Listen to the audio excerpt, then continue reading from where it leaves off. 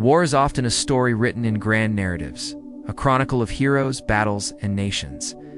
We remember the names of generals, the dates of decisive victories, and the strategic importance of certain locations. But what about the stories that are never told? The ones that unfold in the quiet moments between the chaos, the small acts of humanity that are never recorded in history books. These nameless, quiet stories are often the most profound, the most beautiful, and the most heartbreaking. Today, I want to share one such story with you. A story that reminds us that even in the darkest of places, a flicker of hope can shine. Passed from one hand to another, a silent promise whispered in the heart of conflict. It's a story about a simple sentence, a piece of paper, and the enduring power of a nameless gesture. Our story takes place at a U.S. military base in Syria. For those stationed there, life was a relentless cycle of tension and uncertainty. The days were long, the dangers were real, and the comforts of home were a distant memory. In this harsh environment, soldiers clung to anything that could offer a moment of solace. And for many at this particular base, that solace came in the form of a simple, unsigned letter. It would appear mysteriously on a table in the mess hall, the one place where everyone gathered. The paper was ordinary, the handwriting neat, but unremarkable. But the message it carried was anything but. It said, "Live one more day, because someone is waiting for you to return." Just that. A single sentence. Imagine the impact of those words. For a soldier, thousands of miles from family, feeling isolated and perhaps forgotten, this message was a lifeline. It was a reminder of a life beyond the base, a life filled with love, a future worth fighting for. Someone is waiting for you to return. It could be a spouse, a child, a parent, a best friend. The anonymity of the someone made it universal. Every soldier could read that line and see the face of their own loved one. The letter became a silent ritual, a source of collective strength. Soldiers would walk into the mess hall, tired and heavy-hearted, and their eyes would seek out that piece of paper. They would read it, perhaps touch it, and a small weight would be lifted from their shoulders. It was a shared secret, a quiet understanding that passed between them. No one knew who the author was. Was it a fellow soldier, a compassionate cook, a thoughtful medic? Speculation was pointless, and in a way, no one wanted to know. The mystery was part of its power. The message didn't belong to any one person. It belonged to everyone. It was a gift from an anonymous guardian angel, a voice of hope that transcended rank and role. It wasn't an order from a commander or a platitude from a politician. It was a simple human plea, a prayer on a piece of paper. It spoke directly to the heart, reminding each person of their own reasons for enduring, for surviving. In the middle of a war zone, where life could feel so cheap, this letter declared that every single life was precious, that every individual was irreplaceable to someone, somewhere. Then, one day, the routine was shattered. The deafening roar of an artillery bombardment ripped through the air. The base was under attack. In the chaos and panic that ensued, everything was scattered.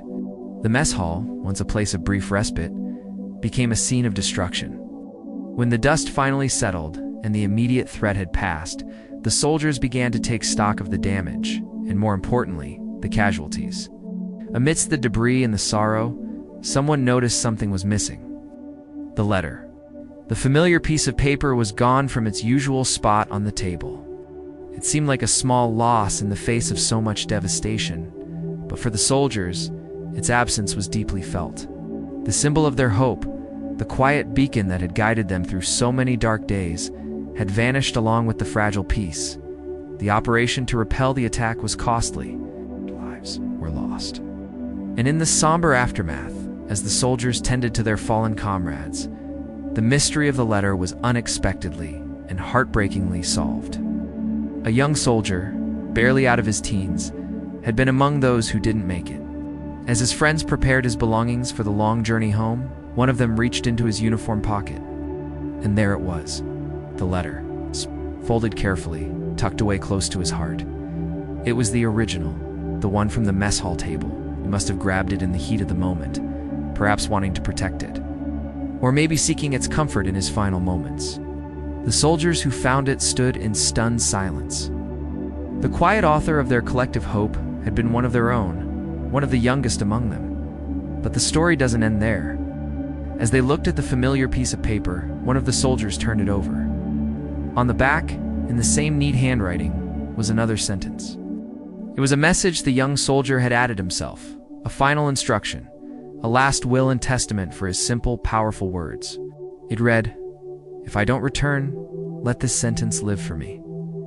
In that moment, the full weight of his gesture became clear. He wasn't just writing a note of encouragement, he was entrusting his own hope, his own belief in a future he might not see, to his fellow soldiers. He knew the risks. He knew he might not be the one to return home, but he wanted the hope to survive. He wanted the message to continue its mission, even if he couldn't. His legacy wasn't to be a name on a memorial wall, but a living, breathing sentence passed from one hand to the next. "If I don't return, let this sentence live for me." Those words are a testament to the most profound kind of selflessness. It's a story that reminds us that the greatest acts of love and courage are often performed in silence, without any expectation of recognition. That young soldier didn't want fame or glory, just wanted his friends, his brothers and sisters in arms, to hold on to hope. He wanted them to live one more day, to make it back to the ones who were waiting for them. His story, though born from the tragedy of war, is not about death. It's about the fierce, unyielding persistence of life and love. It's about how one small, nameless act can create a ripple of hope that can sustain a community in its darkest hour. The most beautiful things in war, and perhaps in life, are often nameless. They are the quiet sacrifices, the unspoken understandings, the anonymous acts of kindness that stitch together the fabric of our humanity when it's being torn apart. This young soldier's name may be lost to history, but his legacy lives on in the sentence he penned. Live one more day, because someone is waiting for you to return. It's a message that transcends the battlefield, speaks to anyone who is struggling, feeling lost, or on the verge of giving up. It's a reminder that your life has meaning, that you matter, and that somewhere, someone is waiting for you. Thank you for listening to this story with me today. It's a heavy one, but I believe it's a necessary one. It reminds us to look for the beauty in the small things, to appreciate the nameless heroes all around us, and to carry a little bit of that young soldier's hope in our own hearts. If you found this story meaningful, please consider liking this video and subscribing to the channel for more stories that explore the depths of the human experience. Take care of yourselves and remember to live one more day.